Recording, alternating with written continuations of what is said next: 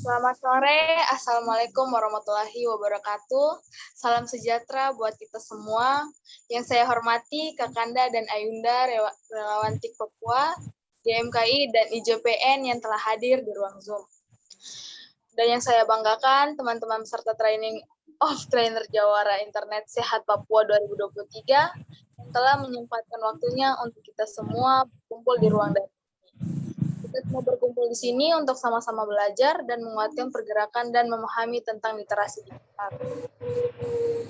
Ada kata pepatah mengatakan, terkenal maka sayang. Maka izinkanlah saya memperkenalkan diri saya terlebih dahulu. Nama saya Jian Armelta Resita Aiboy, dari bidang media dan publikasi Korps Relawantik Papua yang merupakan bagian dari bidang seni otonom Relawantik Papua dalam pengkaderan kader atau anggota wanita. Selain aktif di organisasi, saya adalah pelajar di tingkat menengah pertama, yaitu saya bersekolah di SMP Negeri 2 Jayapura. Wow, luar biasa. Sebuah kehormatan besar bagi saya bisa dapat kesempatan berkolaborasi dengan teman-teman di Papua dalam program Jawara Internet Sehat Papua 2023 sebagai moderator di sesi ke-8 ini. Semoga dengan momentum yang baik dan indah ini, kita dapat menjalin dan menggalang solidaritas antar sesama anak negeri. Nah, singkat saja perkenalan diri dari saya. Alangkah baiknya juga izin kepada teman-teman peserta untuk merename namanya di Zoom dengan format nama asal organisasi, sekolah, alamat, dan domisili kota atau kabupaten. Biar kita dapat saling mengenal satu sama lain. Oke. Baik, teman-teman, langsung saja kita mulai sesi pertama kita di sore hari ini dengan materi mengenal aturan hukum perlindungan anak dan perbuatan yang dilarang dalam Esah oleh Ayunda Esther. Ya, waktu dan tempat saya persilahkan. Oke, baik. Terima kasih kepada moderator. Baik, selamat sore. Shalom. Assalamualaikum warahmatullahi wabarakatuh.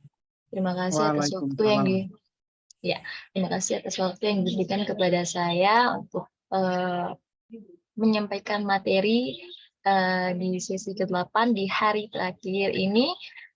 Materi yang akan saya bawakan adalah perlindungan anak di Indonesia dan perbuatan yang dilarang dalam ESA online, eksploitasi seksual anak online. Oke, sebelum itu saya share screen dulu. Nah.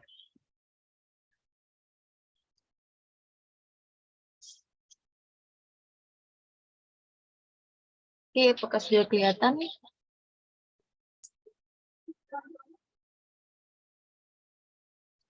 Udah ya?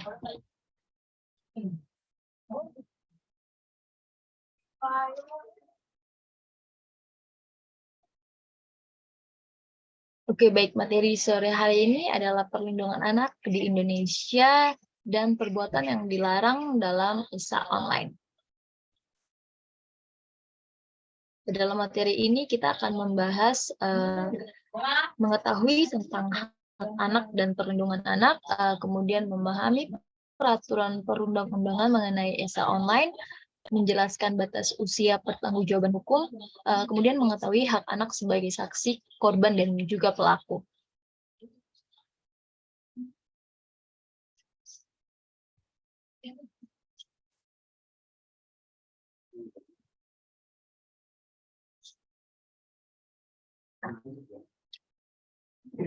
Tahukah teman-teman apa itu hak anak?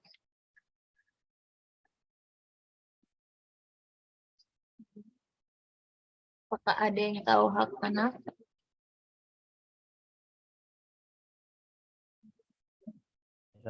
Ada ya. Kalau sepengetahuannya ya, Abang ya, hak-hak anak itu kan anak itu wajib untuk menerima kasih sayang dan juga pendidikan juga. Dua hal itu ya. Begitu ya. Apakah masuk ya? Nanti di ini aja. Kalau dari Abang itu. Ya, baik. Ya, jadi hak anak itu sudah ada, bisa dibilang sudah dari puluhan tahun yang lalu, cuman baru dijadikan sebagai hukum internasional pada tahun 1989 sejak lahirnya Konvensi Anak. Jadi Konvensi Hak Anak itu mengatur tentang hak-hak anak di seluruh dunia. Nah, apa itu anak? Siapa itu anak? Mungkin ada yang bisa bantu jawab. Siapa itu anak?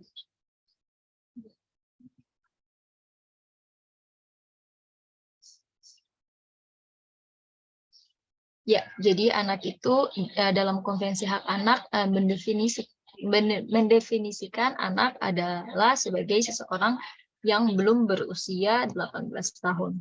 Jadi di bawah 18 tahun itu dikategorikan sebagai anak. Nah, ini dia. Perlindungan anak adalah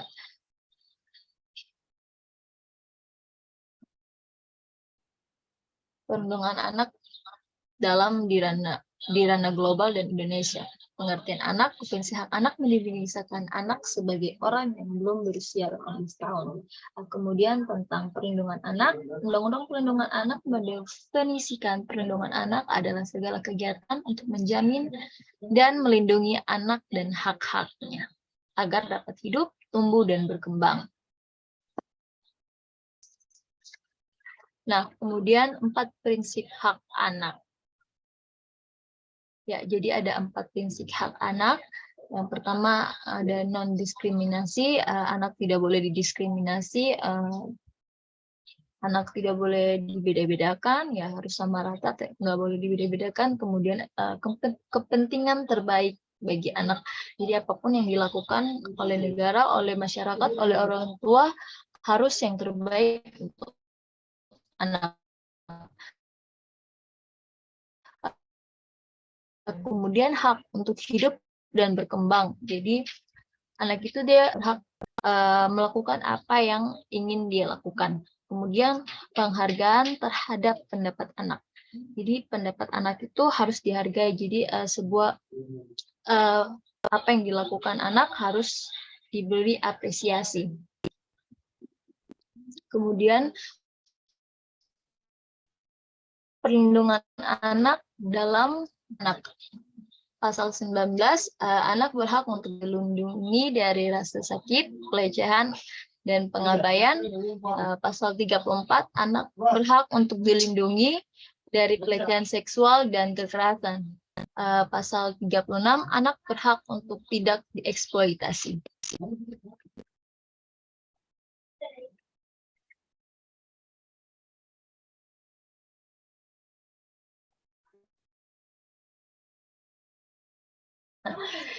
Siapa yang tahu undang-undang apa saja yang ada di Indonesia dan yang mengatur tentang perlindungan anak? Mungkin dari teman-teman mungkin ada yang tahu undang-undang yang mengatur tentang perlindungan anak. Boleh silakan dijawab.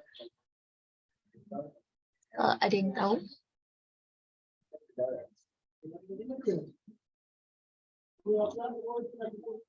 Sebelum kita lanjut, apakah teman-teman ada yang tahu undang-undang apa saja yang mengatur tentang perlindungan anak?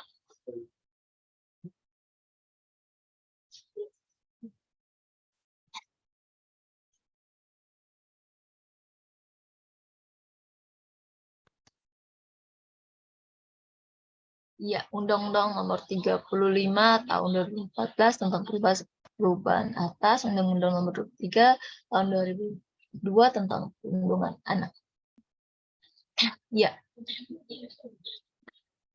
Nah, perlindungan hukum anak dalam Undang-Undang Indonesia. Satu, ada Undang-Undang Nomor 23 tahun 2002, Junto, Undang-Undang Nomor 35 tahun 2000,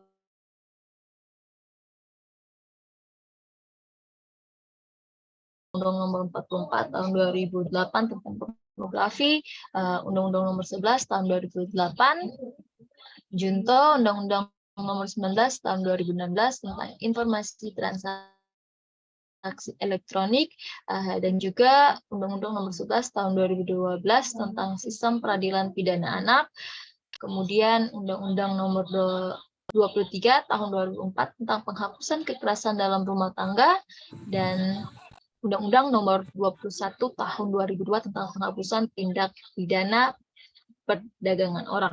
Dan kemarin juga baru disahkan Undang-Undang TPKS, tindak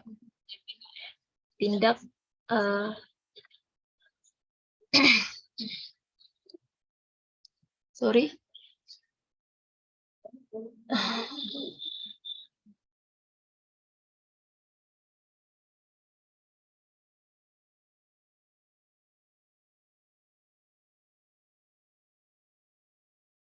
Undang-Undang TPKS, Undang-Undang Tindak Pidana Kekerasan Seksual. Benar ya, Ade? Begitu kan? Iya, Bang. Iya, benar. Kemarin Oke. baru disahkan 2022 Undang-Undang TPKS. Kemudian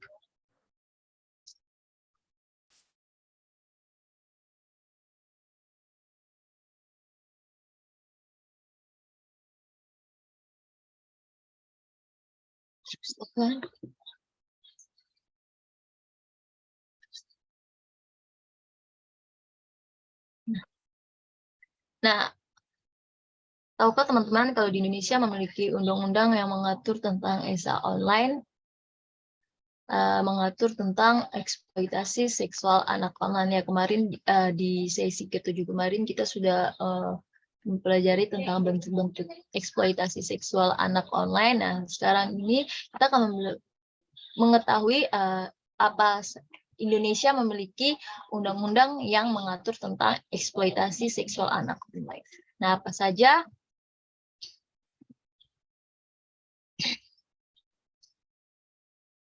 Nah, Peraturan Hukum di Indonesia tentang ESA online. Indonesia telah memiliki beberapa undang-undang yang mengatur tentang eksploitasi seksual anak secara online.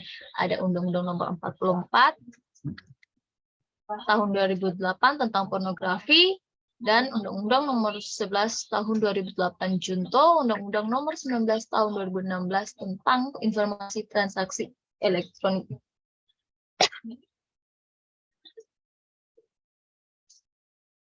Nah, dari dua undang-undang itu ada beberapa pasal yang mengatur atau dilarang untuk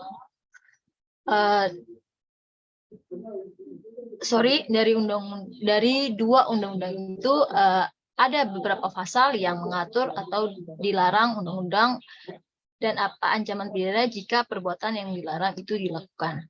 Nah, perbuatan yang melanggar hukum terkait ESA online, Undang-Undang Pornografi pasal 4, pelanggaran untuk memproduksi, membuat, memperbanyak, menggandakan, menyebarluaskan, menyiarkan, mengimpor, mengekspor, menawarkan, memperjualbelikan, menyewakan, atau menyediakan pornografi. Jadi pasal 4 ini jadi perbuatan yang dilarang jika perbuatan yang dilarang tersebut dilakukan oleh siapapun termasuk oleh anak-anak. Anak-anak bisa konsekuensinya bisa juga terkena ancaman pidana jika pelanggaran dalam pasal 4 seperti memproduksi, membuat, memperbanyak, menyiarkan, mengekspor, dan memperjualbelikan dapat ditindak pidana. Kemudian pasal 11 dan 12 pelarangan melibatkan anak dalam kegiatan atau sebagai objek. Pasal 38 sanksi pidana paling singkat 6 bulan dan paling lama 6 tahun, dan pidana denda paling sedikit 250 juta dan paling banyak 3 miliar. Jadi kalau kita memproduksi, memperbanyak, menggandakan, menyiarkan, menyebarluaskan pornografi, kita bisa terkena sanksi pidana paling singkat 6 bulan dan paling lama 6 tahun, dan kita juga bisa dikenai denda pidana paling sedikit 250 juta dan paling banyak 3 miliar. Kemudian pasal 37 penambahan sepertiga dari maksimum ancaman pidana ketika kasus tersebut melibatkan anak. Jadi kalau kasus pornografi yang melibatkan anak akan ditambah sepertiga dari maksimum ancaman pidananya jika melibatkan anak. Kemudian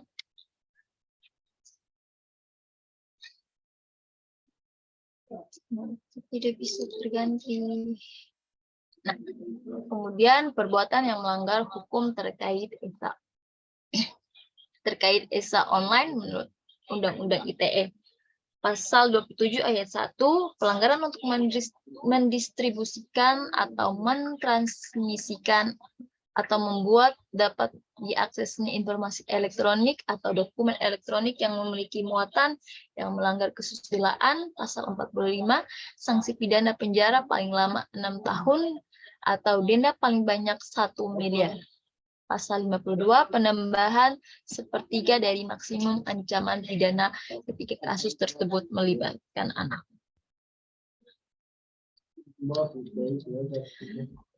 Menurut teman-teman, pada usia berapa anak dapat dimintai pertanggungjawaban dalam hukum di Indonesia?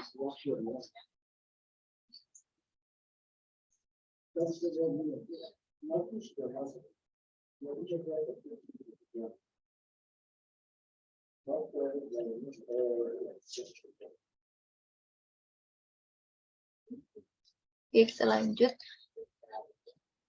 Nah, batas usia konsekuensi hukum dalam Undang-Undang Sistem Peradilan Pidana Anak memiliki batasan usia dalam konsekuensi hukum, baik anak yang menjadi pelaku, anak yang menjadi saksi, atau anak yang menjadi korban.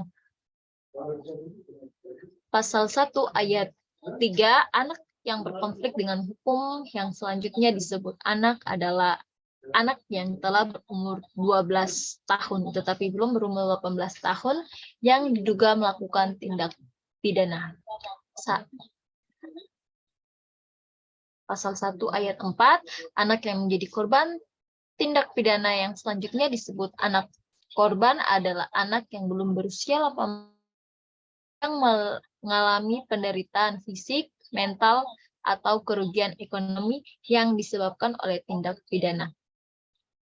Kemudian ayat 5, anak yang menjadi saksi tindak pidana yang selanjutnya disebut anak saksi adalah anak yang belum berumur 18 tahun yang dapat memberikan keterangan guna kepentingan penyidikan, penuntutan, dan pemeriksaan di sidang pengadilan tentang suatu perkara pidana yang didengar, dilihat, atau dialaminya sendiri.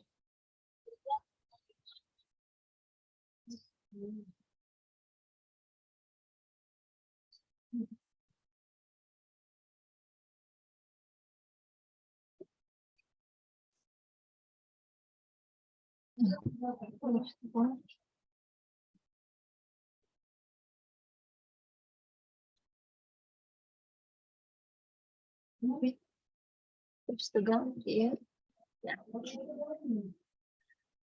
Hak saksi, korban, dan pelaku. Dalam Undang-Undang Sistem Peradilan Pidana Anak, saksi, korban, dan pelaku memiliki hak yang tidak boleh dilanggar oleh siapapun. Pasal 3 disebutkan, setiap anak dalam proses peradilan pidana berhak diperlakukan secara manusiawi, dipisahkan dari orang dewasa, jadi selnya dipisah dari orang dewasa, kemudian memperoleh bantuan hukum dan bantuan lain secara efektif. Jadi berhak untuk mempunyai seperti pengacara, kemudian melakukan kegiatan rekreasional, kemudian bebas dari penyiksaan, penghukuman, atau perlakuan lain yang kejam, tidak manusia, serta merendahkan derajat dan martabatnya.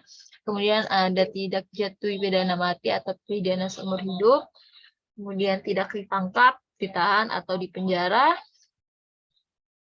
kemudian memperoleh keadilan di muka pengadilan anak yang objektif, tidak dipublikasikan identitasnya, kemudian memperoleh pendampingan orang tua atau wali dan orang yang dipercayai oleh anak, memperoleh advokasi sosial, kemudian memperoleh kehidupan pribadi, memperoleh aksesibilitas, terutama bagi anak cacat, dan juga tetap memperoleh pendidikan, memperoleh pelayanan kesehatan, dan juga memperoleh hak lain sesuai dengan ketentuan peraturan perundang-undang.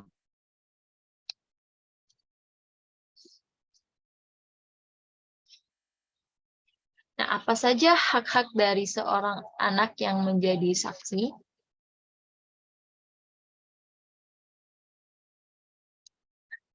Hak saksi adalah diperlakukan secara manusiawi dengan memperhatikan kebutuhan sesuai dengan umumnya, dipisahkan dari orang dewasa, tidak dipublikasikan identitasnya, memperoleh pendampingan orang tua, wali, atau orang yang dipercayai oleh anak, kemudian memperoleh aksesibilitas, terutama bagi anak cacat.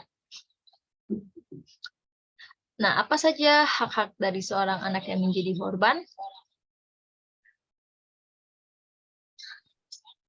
Hak korban diperlakukan secara manusia dengan memperhatikan kebutuhan sesuai dengan umurnya, kemudian dipisahkan dari orang dewasa. Oke, saya lanjut saja. Apa saja hak-hak dari seorang anak yang menjadi pelaku? Ya, sama. Ya, jadi hak-hak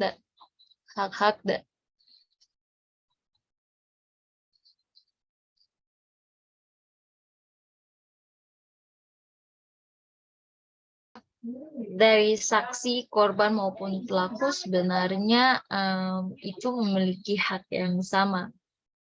Ya, di dalam Undang-Undang Sistem Peradilan Pidana disebutkan ada 16 hak sebagai saksi korban, sebagai saksi korban maupun pelaku.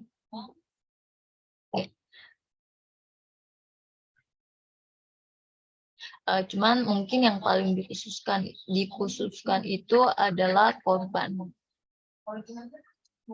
Nah, kesimpulannya Indonesia sudah memiliki perangkat hukum perlindungan anak yang bisa dikatakan cukup baik, namun memang selama ini yang menjadi permasalahannya adalah implementasi di lapangannya, banyak yang belum mengerti terkait dengan perlindungan anak. Selain itu juga perspektif terhadap anak yang menjadi korban juga masih perlu ditingkatkan. Jangan sampai ada lagi anak-anak yang disalahkan ketika anak tersebut menjadi korban suatu tindak kejahatan.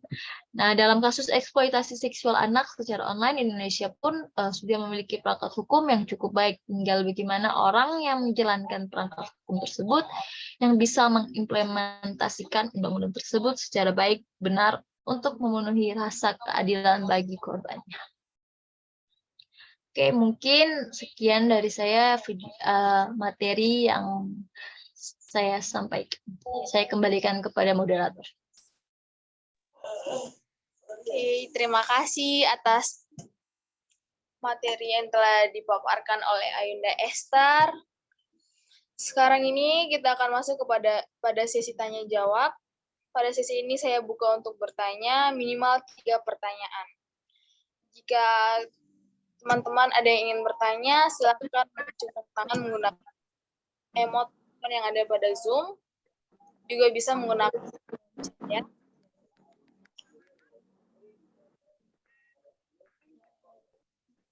Jos sama RS.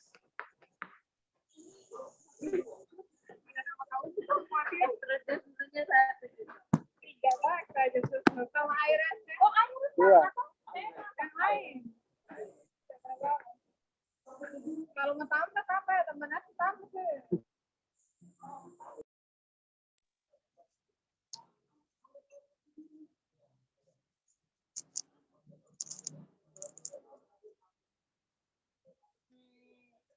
Apakah ada yang ingin bertanya?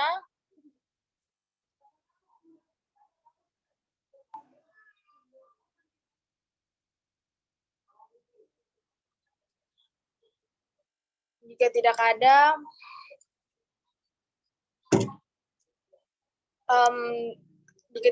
saya akan mengakhiri sesi ke-8 ini. Terima kasih kepada teman-teman yang sudah hadir, kepada Kakanda dan Ayunda yang sudah hadir di dalam Zoom ini. Demikianlah sesi pertama. Sorry. Demikianlah sesi ke-8. Oh, ada Abang Aldo nih. Ya Silakan Abang. ini, ya baik. Terima kasih buat ada moderator yang telah mengarahkan kita ya. Kayaknya terlalu tutup cepat-cepat ya. Kita belum bertanya ini. Dari tadi tidak ada yang angkat tangan toh Bang. Ya benar, baik. Jadi memang ini hal baru ya, hal baru ketika kita melihat undang-undang ini kepala juga sakit begitu ya. Undang-undang ini tadi ada Esther juga, ada Esther buka presentasi dulu kita lihat ya. Kita lihat supaya karena kalau ingin membuat pertanyaan ya kita lihat dulu ini undang-undang banyak kali. Oke, next. Kembali. Oke, kita lihat. Sabar ya Abang. Ya, adikku. Oh, ada kakak Markus lagi. Gitu. Mungkin Kakak Mako atau Abang Aldo mau menambahkan, silakan. Monggo. Siap. Kakak Markus, kakak ada mau menambahkan? Monggo. Iya. Ya. Iya, terima kasih untuk pemateri yang semakin hari semakin cerdas, dan juga terima kasih kepada moderator yang cerdas juga sudah memandu acara atau sesi ini dengan baik. Nah, yang ingin untuk ditambahkan di sini terkait dengan aturan perlindungan hukum dengan topik yang kita sedang bahas ini, sekiranya ini memang hal yang menjadi dasar untuk kita yang ada dalam forum Zoom ini, tapi juga kita bisa sosialisasikan itu yang paling efektif itu pertama dari dalam rumah, terus teman-teman di sekolah, di kampus, dan juga di sosial media kita, seperti begitu. Nah, secara kontekstual dengan situasi di Papua, perlindungan anak, terus dengan perlindungan perempuan, dan juga tentang hak-hak dasar daripada anak dan perempuan dalam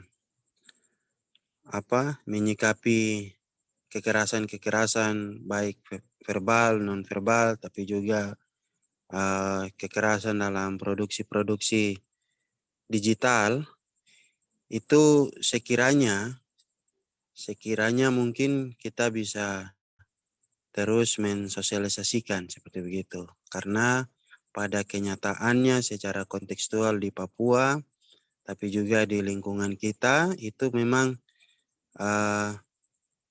dalam hal implementasi atau menerapkan sesuatu kasus atau sesuatu temuan untuk dapat diproses secara hukum, itu kita akan banyak bersentuhan dengan ada hukum-hukum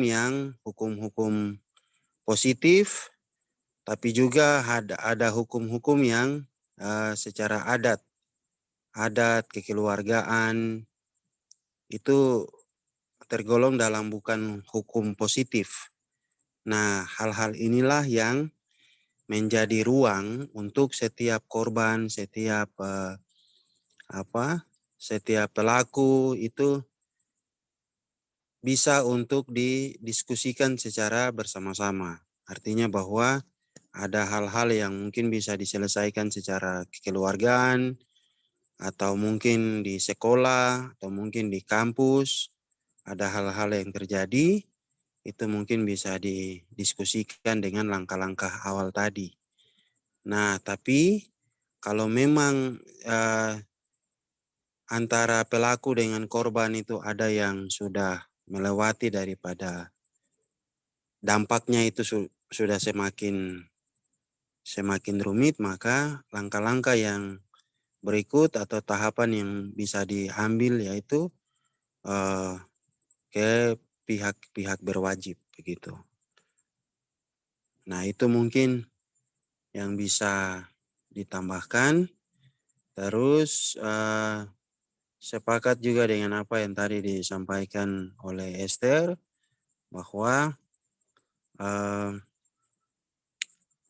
aturan-aturan yang di undang-undang tentang perlindungan anak, perlindungan perempuan, perlindungan kekerasan itu memang baru dalam beberapa tahun belakangan ini. Jadi memang kita harus sama-sama untuk mengkampanyekan bersama-sama, terus bisa memberikan saran atau memberikan kritikan juga untuk mengedukasi yang lain. Nah, semakin kita mengkampanyekan, semakin kita mengedukasi melalui lingkungan kita, mulai dari dalam rumah, keluarga, ke sekolah, kampus, dan sebagainya, itu secara tidak langsung juga akan menarik perhatian dan juga menarik simpati, empati dari mitra. Mitra bisa dari dinas perlindungan perempuan dan anak, ataupun juga yayasan atau LSM yang bergerak pada bidang ini. Jadi sekiranya dari kegiatan seperti begini itu bisa diimplementasikan oleh kita yang ada dalam grup atau forum ini.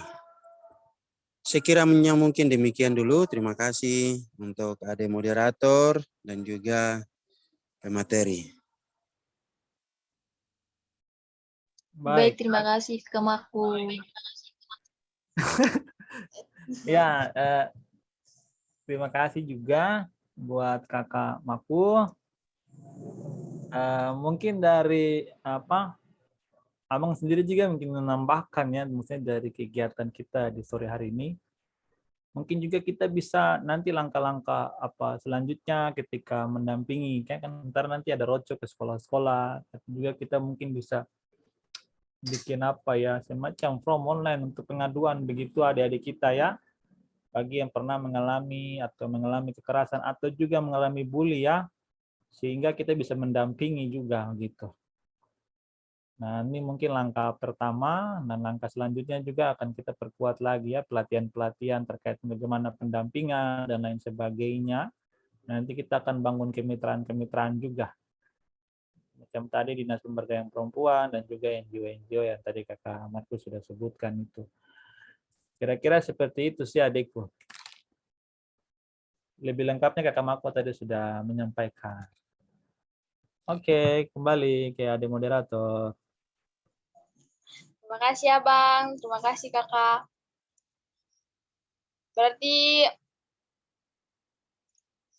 terima kasih untuk Kakak Esther atas pemaparan materinya yang telah disampaikan.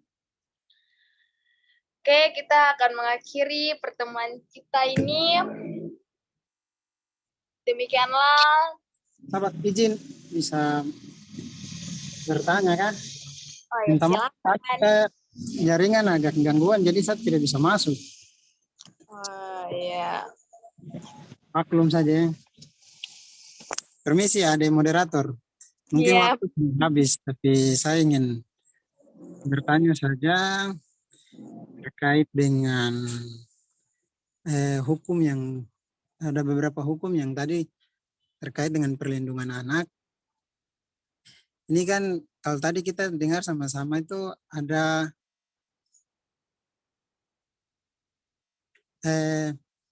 jika ada yang sabar saya balik cepatan dulu.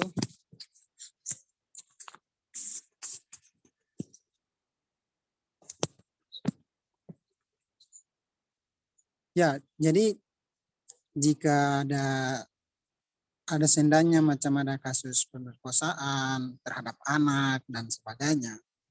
Saya mau tanya dulu, ini kan jika ada kasus pemerkosaan terhadap anak begitu, si korbannya, kalau si korbannya kena pasal atau kena undang-undang, kira-kira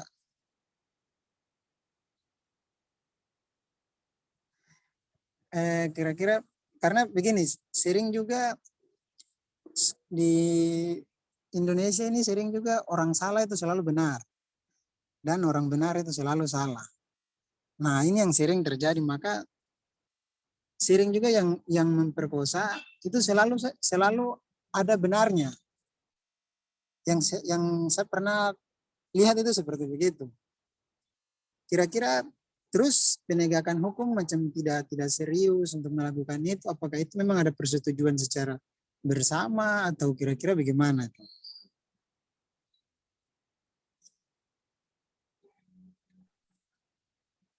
Ya, baik. Di sini kakak ambil alih ya. Siap, Tadi, Kakak. ya. Baik, jadi kalau ada, Kakak izin. ya. Ya, maaf, masih ada penambahan lagi. Oh, siap, gas jatuh, gas jatuh. Supaya satu kali tuh, Kakak. Iya, gas, adik gas. Tidak terlepas dari itu. Ini masih di lanjutan.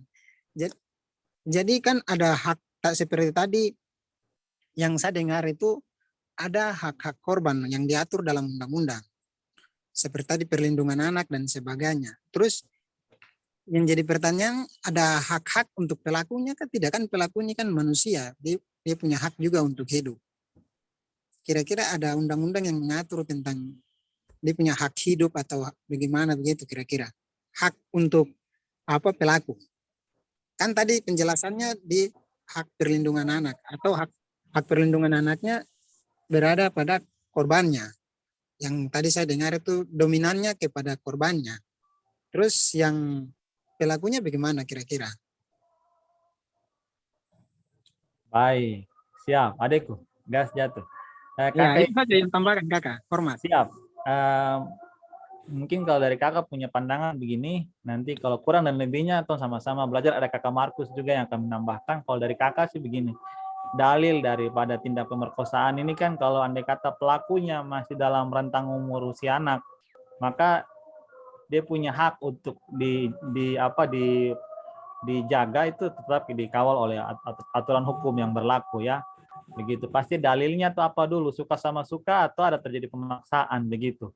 Kalau suka sama suka kan ya sudah, ini suka sama suka atas apa landas cinta begitu. Tapi kalau terjadi pemaksaan maka apa begitu, nanti dibuktikan kan. Tapi dalam penanganan kasusnya seperti tadi yang Ade kita sampaikan dalam dia punya ini, bahwa untuk anak di rentang umur yang tadi berapa ya, 14 tahun kan kalau tidak salah ya, di bawah 14 tahun tidak bisa kasih kena tindak pidana dan lain sebagainya ya. Itu dibantu untuk di apa istilahnya di mediasi begitu. Abang izin saya Ya. tambahkan, Baik. jadi pelaku atau saksi bisa dimintai keterangan untuk apa bisa ditindak pidana di umur 12 tahun. Oh gitu. Jadi 12 tahun, anak yang sudah berusia 12 tahun bisa dimintai pertanggungjawaban. Coba buka deh presentasi boleh. Coba deh buka presentasi toh. Siap.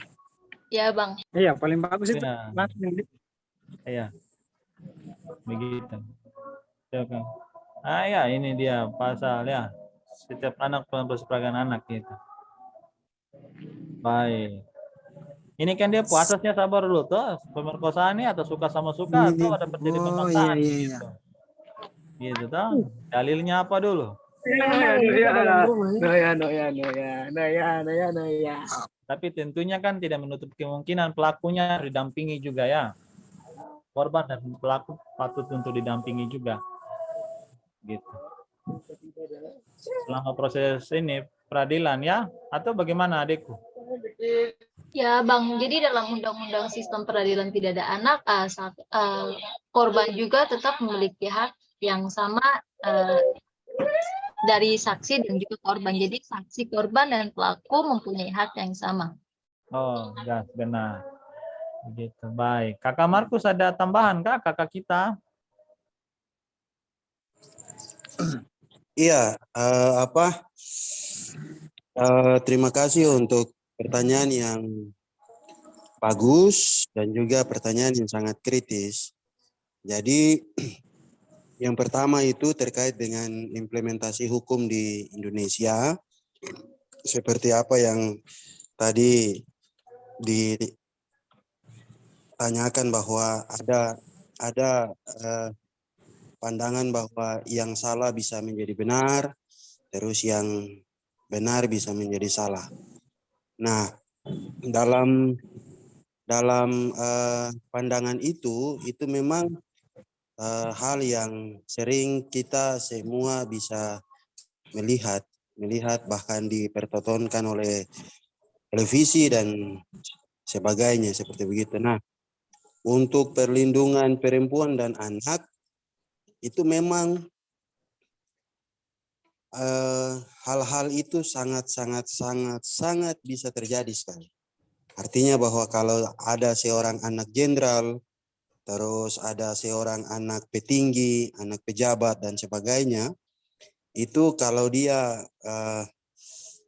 diperhadapkan dengan kasus atau kejadian yang menimpa dia, itu apa yang disampaikan oleh penanya tadi itu memang sangat kritis dan itu baik sekali untuk kita bisa cerna sama-sama. Nah, ada contoh kasus yang terjadi itu ada seorang anak ini dia masih usia SMP. Nah, dia ini karena mungkin pengaruh lingkungan sosial atau mungkin pengaruh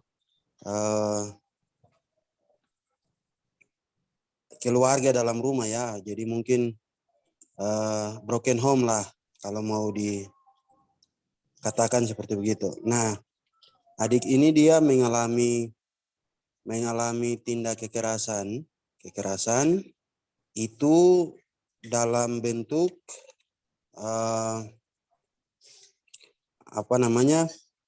dalam bentuk kekerasan seksualitas begitu. Nah, artinya bahwa kalau dikategorikan dalam hukum, maka dia bisa dilindungi dalam hak yang seperti tadi. Ada korban juga memiliki hak untuk dilindungi, ada pelaku juga punya hak juga untuk dilindungi. Nah, namun kalau pertanggungjawaban itu kalau tidak salah seperti tadi yang mungkin Esther sudah paparkan itu bahwa umur 12 tahun pun bisa untuk dimintai pertanggungjawaban. Nah, dalam kasus ini di Jayapura sini, si adik ini karena mumpung dia itu namanya juga seorang ibu membela dia punya anak ya. Jadi dia bisa dilindungi, tetapi pada laporan advokasinya itu si cewek ini juga dia salah lah begitu. Dia ada ruang yang bisa dikatakan bahwa dia salah begitu. Tapi karena dia punya orang tua ini lebih soft power, artinya bahwa si adik yang juga masih di bawah umur ini, dia akhirnya menjalani hukuman di lapas anak di Kerom sana. Nah, dalam advokasi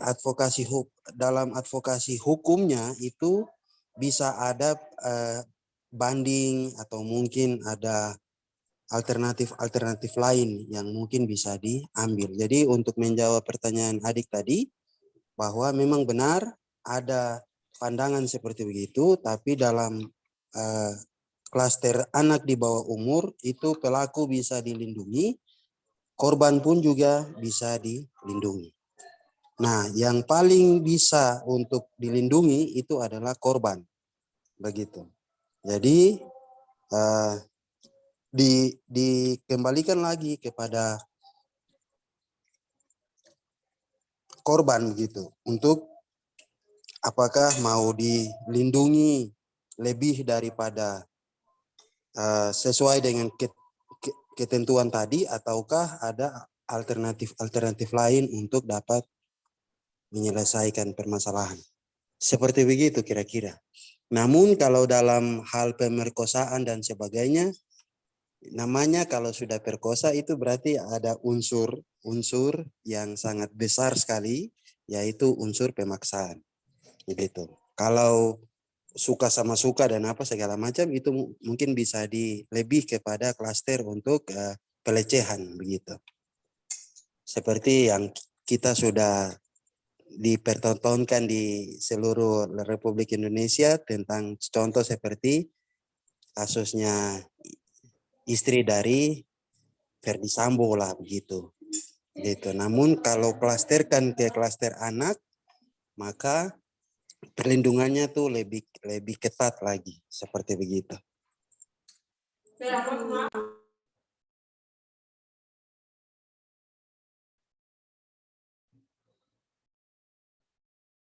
Baik, kembali ke adik moderator. Baik, adik moderator yang mengarahkan kita.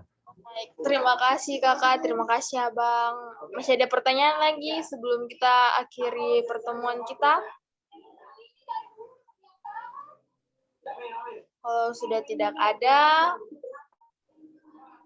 kita akan mengakhiri pertemuan ke-8 kita ini.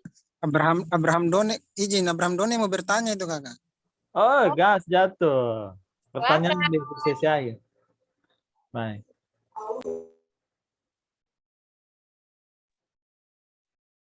Siap.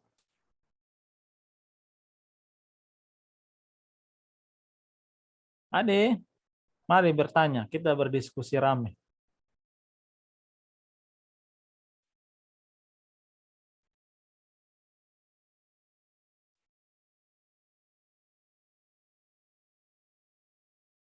Oh, tidak ada. Begitu.